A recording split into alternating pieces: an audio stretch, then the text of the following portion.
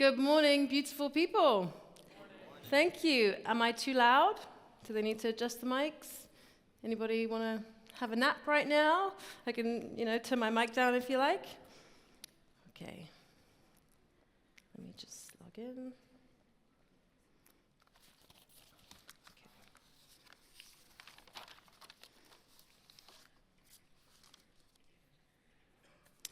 So to start off with, I was not expecting how cold it was going to be. It is freezing in this state. We landed in Indiana yesterday, South Bend, Indiana, and literally opened the doors, and I was like, what is happening? I did not expect that, but you guys are living it, so you guys are surviving. Well done, well done. So it's okay. I was invited here by Simona. Thank you, chap Simona. And today I'm going to talk about my faith story. It's a story, I thought long and hard about, what do these students, these lovely people that I'm looking at, what do they want to hear? And what does God want me to say as well? And obviously I want him to use me. And so I thought, I actually asked some young people that I know, and I said, what do you think, or what would you want to hear? And they said, they actually had some really serious answers, and I was really surprised. They said they want to hear about my journey, and they want to hear about the next steps. How did I make those next steps? How do I choose to take the next step? And I said, okay, it's pretty serious. I think that's what I'll talk about today. So I know that some of you, you come here and you may not, it might be a boring speaker or something. Hopefully that's not me. And so you might want to just, pay attention to your iPads or phones, and that's totally fine. So if you do want to do that, I'm going to tell you now exactly what I'm going to say so that you can switch off if you want. Okay? Soundbite.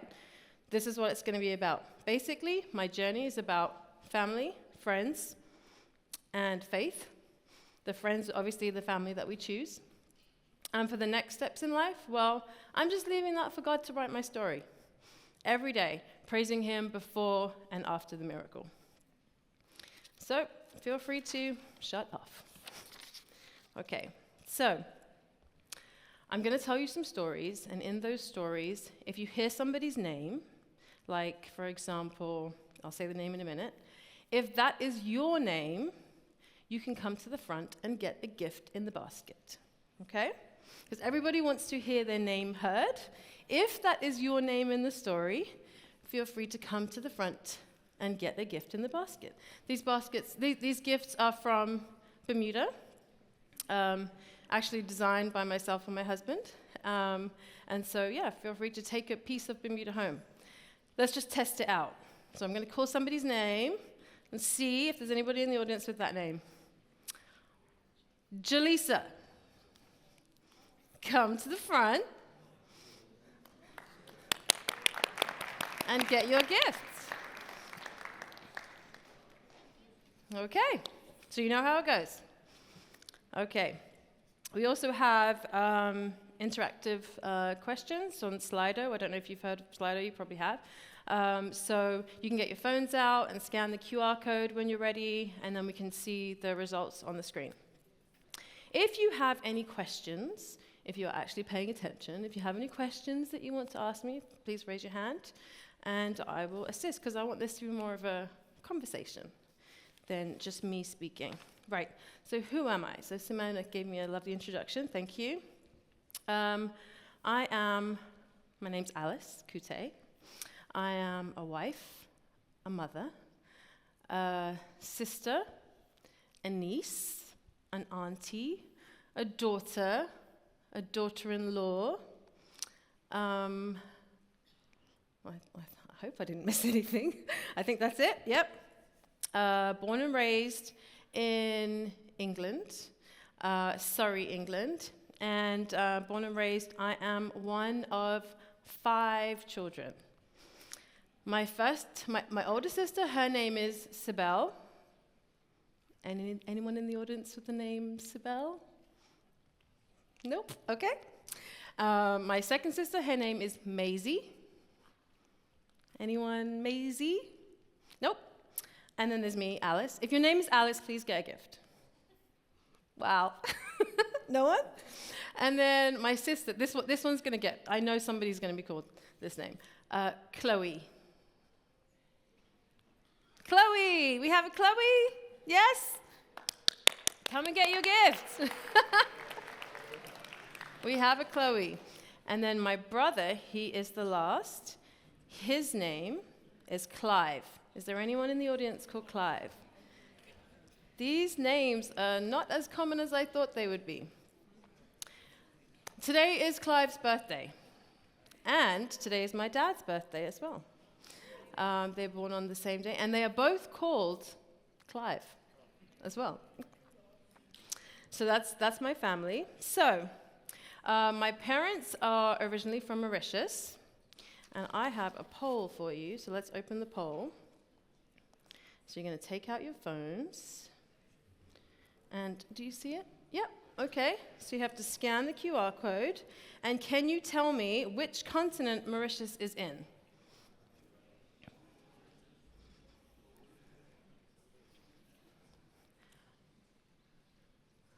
Is it not working? It's working? It's active. 3 participating. Okay. So with these polls, the biggest term that you see is the one that people are saying the most of. So we have 15 people participating, which changed to 9 somehow. And, I'm sorry, 50 responsive so far. Thank you, guys. Thank you. So you are right. So we have that it is in the continent of Africa. That is true. Mauritius is a small island, not as small as Bermuda, in the continent of Africa. And it is next to Madagascar, the Maldives. It definitely is not in Michigan. Somebody wrote Michigan. It's definitely not there. Somebody wrote poo-poo. That's very interesting. Wow. It is off the coast of Madagascar and south of India. That's correct. Oh, I would like it to be in Wakanda. That would be nice. Very cool. Thank you, guys. Yes. So that is originally where my parents are from. And they came over to England as nurses and then decided to set up their family in England. Okay. What else do I do? I'm an artist, as you know, as Simona already said. I am also an insurance professional. That's what I do kind of full-time. I'm also a tutor, a reading tutor, and I consider myself a creative as well. Okay? In terms of my family, my hubby came with me. He's the cute guy in red over there. He's probably really embarrassed right there. He's in a red hoodie over there. He came with me. His name is Jamie. Do we have a Jamie? Wow. James? No. Okay. And then I have 3 children. Their names are Ty, Jamie, again, after my daughter's called Jamie, after my husband, and Cruz. Do we have a Cruz? I'm really sad my little game isn't working. I'm really sad about that. Okay, I love my children. I really do. I'm pretty sure that they're missing me, but at the same time, they are children, so they're probably quite happy to have the break, as we are quite happy to have the break from them as well. But truly, my kids really are a joy. Okay, my introduction is over. So, let's pull up my picture right here. Okay. Here is my painting that I've done of faith. So you've got this man praying, or a woman, a person praying in front of the Bible, and I did that red because I thought it should be red. But anyway, I don't know if you guys got that one. And he's praying in front of it, and it's kind of like he's in the zone. You know what I mean? You know how you feel when you pray? It's just you and God. And so I decided to create this almost like vortex thing around it, and it's actually one of my favorite pieces because I feel like it's almost like one channel of communication straight up to God. Okay, so let's break down faith. I'm sure you guys have heard this many times, but I'm going to just repeat it again. Hebrews 11:1. This is a Bible text that actually I read. I was born and raised Adventist. And for some reason, it's very strange, but I had never come across this text until I was an adult. And I'd never read it in the Bible until I was an adult, which is very strange. But anyway. Faith is the substance of things hoped for and the evidence of things not seen. For it, the elders obtained a good testimony. So I guess faith is to hope for something and get it from God, who we cannot see. And then it goes on to say, there's a generational tool that people use. They talk about faith, and they pass it down through the generations, what God has done for them. So we have, our normal children's stories in the Bible. We've got Noah. Noah was warned of things unseen, and God gave him instructions. He obeyed and saved his family. Simple. That's a big story of faith. Moses, he didn't fear the wrath of the king, and he asked him to free the slaves. And he kept going back and forth. It wasn't just one time. He kept going back and forth to free the slaves. Over and over again, he asked the king. I feel like, honestly, 400 years ago, we could have done with somebody like that. And then we have Joshua and the Battle of Jericho. And by faith, the walls fell down after they were encircled, shouting for 7 days. 7 days of singing and shouting, and the walls had enough. These stories, they're huge. We all know them. They're huge. And I kind of feel like sometimes those huge things, are they happening today? Do you guys think they're happening today? So I have a question. I have another poll that I'm going to put up. Let's see. Not that one. Hold on. Okay. How many miracles or faith stories, they do not have to be big, they can be small, any size, anytime you've asked God for something. How many miracles or faith stories have you seen in your lifetime? Okay, that's huge blessings to that person. That's good. That's brilliant.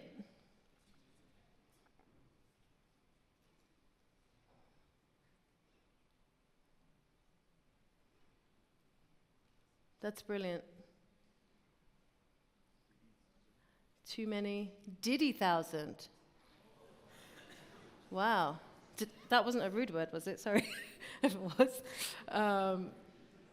Wow.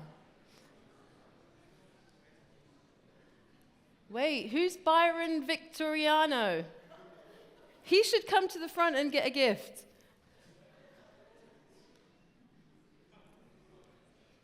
Okay, all right. So, I think you guys have seen a lot, and that's great. That's really, that warms my heart. Sometimes it's visually hard to see how many miracles God is performing every day, but I think, I feel like for me, if I make a list, or if I have some sort of visual representation, when I'm going through that hard time, then I can remember how God has seen me through it. Right? Okay. So I try to keep a list of my faith stories, and I recall them, when necessary. I have many stories. Remember I talked about my brother Clive? He has like a million stories. We talk about in our household, we talk about the faith of Moses, the faith of Joseph, and then there's the faith of Clive. He's given his whole life to Christ, every aspect. And even though, obviously, there are struggles, we have struggles, there are tough times, it's like we witness miracles in his life every single day. It's pretty amazing. It really is. Okay, so I'm going to talk about 3 or 4 stories, depending how much time I have. Faith story number 1. And as I talk about my faith story, I'm going to slowly show you a graphic, okay? A graphic that I've put together that depicts some of my faith stories, not all of them. So, I was 15 years old. I was in Surrey, England. And remember, there's 7 people in my family. I didn't mention my mum's name. Her name's Marie. Is there a Marie here? Go for it. Marie, middle name Marie, come and get your gifts.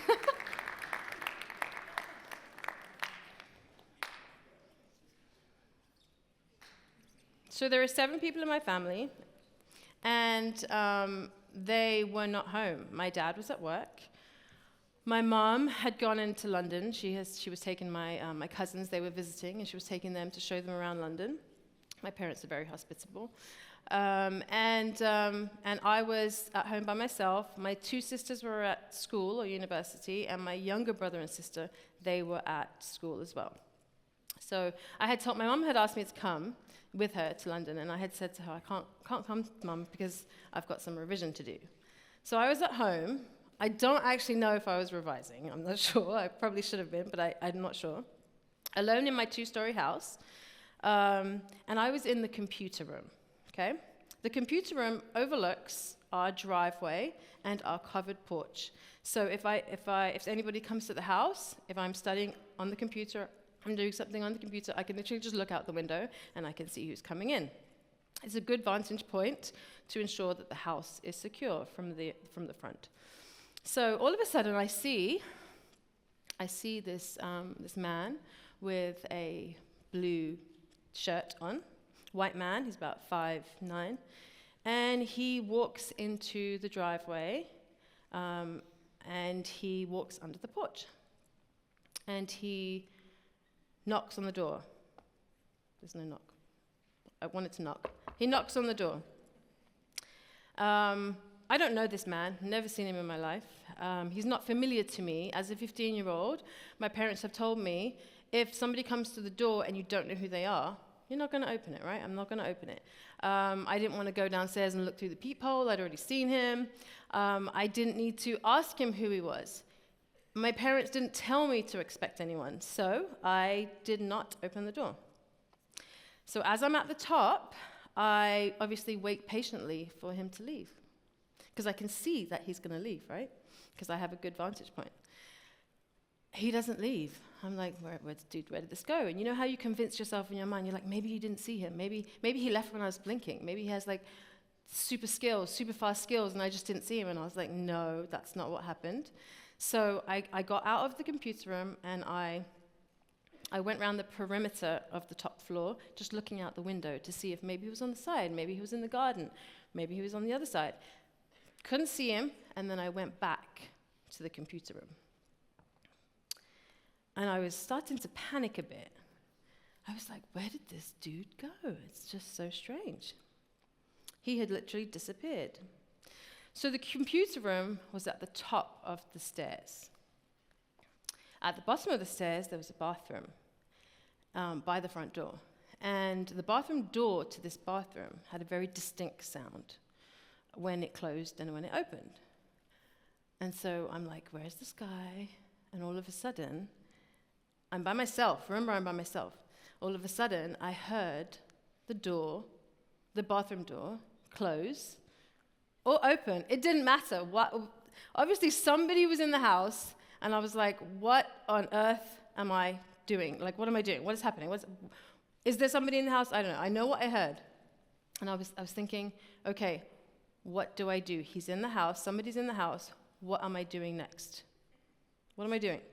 Well, this is where faith comes in. I had choices. What were my choices? I could either, 1, hide. Where am I hiding? Hide under the computer desk. Well, that's a bit obvious. If I hide there and he comes in the room, that's not going to work. And if he finds me, then what? I've watched too many movies to know what happens when he finds me. Number 2, I can scream. Well, that doesn't really make sense, because only he's going to hear, and then he's going to hear that little girl's upstairs screaming. It's still a dead-end story.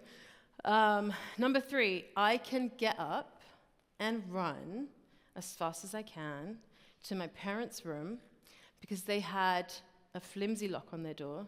They had a temperamental panic button that may work, and they had a landline. They had a phone. And so I was like, well, in the moment, what am I going to do? I'm like half praying at the time. What am I going to do? And then, you know, when you're pushed to do something and you can't think, you just have to do it. We used to know that my mum was coming up the stairs because we could hear the stairs creaking. So all of a sudden, I heard the first step. And I was like, oh my gosh, doing? What am I doing? So I start praying, and there was no time to make a decision. I literally just prayed, got up, legged it, which is probably not a term that you use here. I ran to my parents' room, shut the door, locked it. I felt like I had accomplished something, but I was praying at the same time. And I called 999, which is the emergency services in England. And I still didn't know, like, did he know I was there? Was he coming up the stairs when he saw me run? Did he see that I was just a 15-year-old girl? I didn't know what was going on. But what I did is I called 999, and I spoke to them, and I said, there's somebody in my house. And he said, stay in the room. I said, well, I'm not going anywhere, so I'm going to stay right here. And then I said to him, I'm not going to leave this room until I see a uniformed officer outside in my garden waving at me, telling me everything's secure. And so he said, yep, that's fine. So I literally waited. I'm like, is this guy going to break down the door? What's he going to do? So at home in Bermuda, when I'm walking upstairs, my husband's like, why do you walk so heavy? You sound like an elephant upstairs. Well, let me tell you, that saved me that day, because that day, that guy must have thought I was a 250-pound man, because he heard me and he left. He left, and I was like, it was a blessing. Like I say to my husband, listen, that saved me that day, so you can't talk about my heavy feet ever again. And it was I was so happy. I felt relieved that the man had gone. And I felt like through my running and my praying and my faith, I've always felt like God is always protecting me. I've always felt that in my journey. Like, not that I've ever felt unsafe at all, but I've always felt that God's protecting me through my journey. So, even though it got my heart racing, I definitely knew that God was keeping me safe that day, and talking to God at the same time I was going through it, not just praising him at the end, talking to him at the same time I was going through it, that really helped me. And that is called, for me, protection faith. Because we have different types of faith, right? So that's called protection faith. So I'm going to do something. Hopefully it will work. Let's see. Yep. Is it working? No, it's not working. Hold on one second.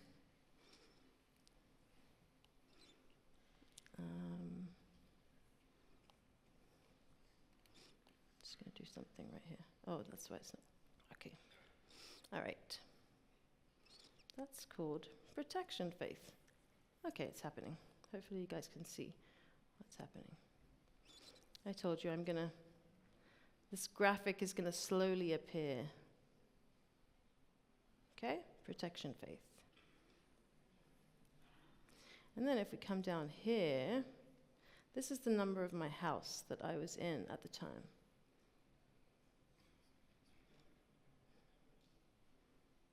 Okay? All right. Okay. How are we for time? 12:07. Oh, God. I want to get you guys out of here quickly, because I know you guys have other things to do. So, let's talk about financial faith. So this is story number 2. I was in between jobs in 2010, which basically means I was unemployed. And unemployment, as many of you may know or not, that's really a test of faith. We always had money to pay the mortgage, but it was a struggle. We prayed for it, and just things would appear, money would appear. So it came to a month and we were running out, and we prayed about it. In 2008 was the year that we bought our first car, and it was a Peugeot 2008 model. And brand new car. I don't know if any of you have had a brand new car, but it's a nice feeling. It's really nice to drive it off that lot. And it's really, like, it smells good, it feels good. It's really nice, right? So the name of the car dealership owner, his name, I hope it's somebody's name right here, his name was Jeff. Maybe short for Jeffrey. Yay, here we go, here's Jeffrey. Come and get your gift. Okay. So for 4 years, this brand new car that we had kept having issues, right? And we kept going back to the car dealership. And the warranty covered some things, and some things it didn't cover. We didn't really get it. But Jeff would say, when we saw him, he would say, "You guys again? This is not right." And I'm thinking, this is not right. Like, why are we back? Is this a lemon? Like, I kind of thought the car was a lemon. So remember, we had prayed, just to remember what I was talking about before, we had prayed that the mortgage would be paid. But we didn't know it would be connected to this story. So we went in one day, we were driving into work, and we heard clunk, clunk, clunk. And we said, it's time to take the car in today, in again. And the car dealership, it was on the way to work, as kind of everything is in Bermuda. So we said, okay, let's just pull over. Let's just, drive to the car dealership. And we saw Jeff, and he rolled his eyes, and he said, "You guys again?" And we were like, we had a chat with him, and the mechanic fixed the car. It was a quick thing. And he gave us the bill. Jeff gave us the bill, and it was $500. We were like, that's a lot of money. Our mortgage that we had to pay was already $6,000. So, and then $500 on top of that. I had no idea where the money was coming from. So I said to Jeff, "Jeff, can you help us out here? I always feel like if there's a discount to be had, somebody's going to give you a discount. You may as well ask for it. It doesn't hurt." So I said, "We've had a lot of trouble, Jeff. Do you think you can, give us a little bit of money off or something?" And he said, he reached out, he thought for a minute, and then he reached into his pocket, and he took out his pen, and he said, "I'm going to do one better than that."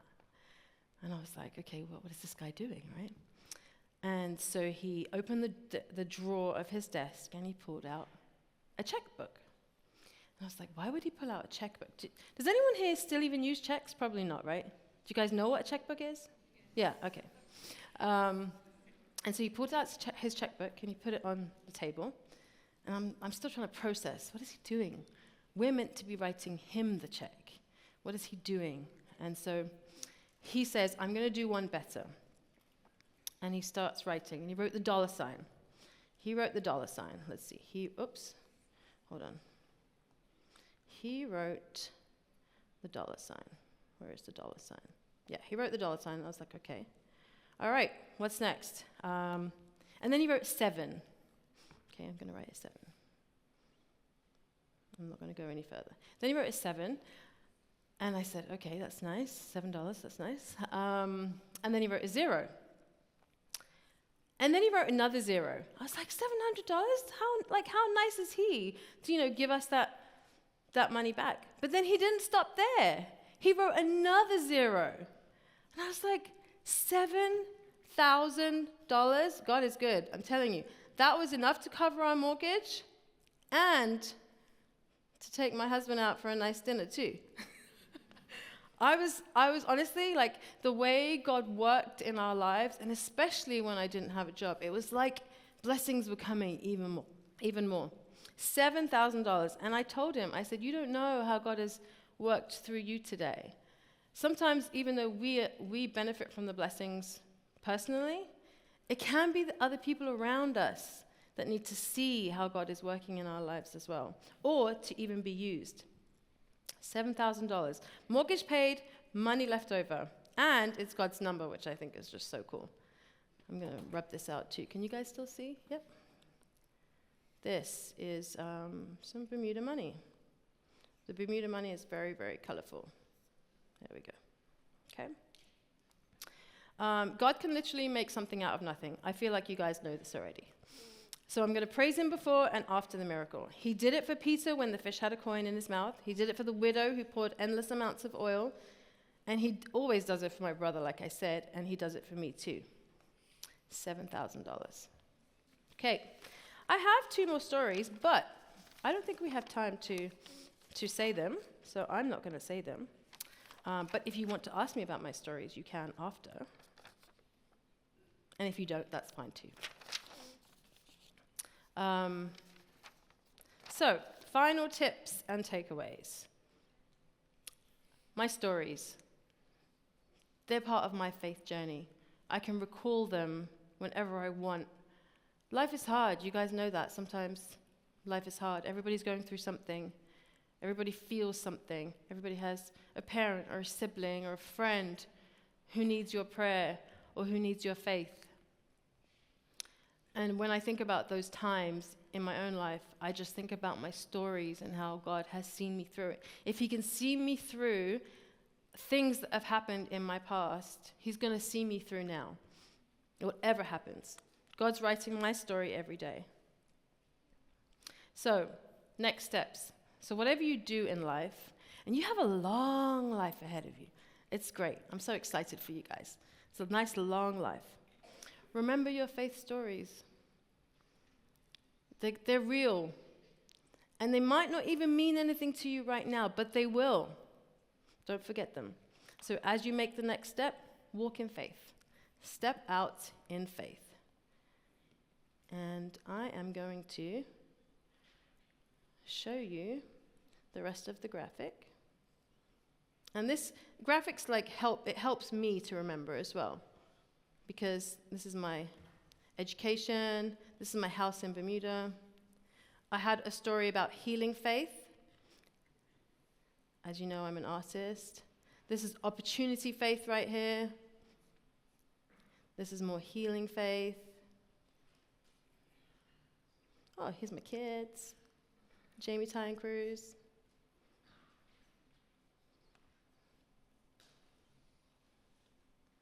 I'm also thinking, now we can have a conversation about this after. I'm thinking about sending my son here. Do you guys think that's a good idea or not?